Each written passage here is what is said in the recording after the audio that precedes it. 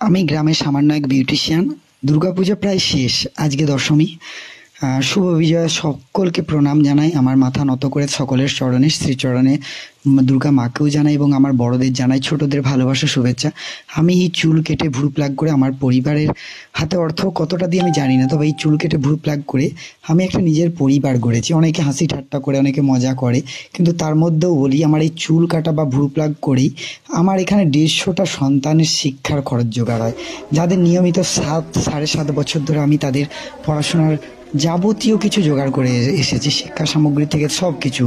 তাদেরকে একটা সময় তারা শুধু স্কুলটা যায়, সরকারি স্কুলের সুবিধা পায়, তারা বাকি তাদের শিক্ষা সামগ্রী, বিকেলের টিফিন, রবিবার একটা ভালো খাবার, জ্বর হলে, শরীর খারাপ হলে, পুজোয় পোশাক, মকরে পোশাক, শীতে শীত বস্ত্র, পয়লা বৈশাখ নতুন বস্ত্র, এই সমস্ত কিছু আসে কিন্তু আমার ওই সেলুনের কাছ থেকে, আমার পার্লারের কাছ থেকে। এবং দুর্গা মাকে প্রণাম জানিয়ে আমি এই ভিডিওটা আজকে লাস্ট, আমার দশমীর দিন।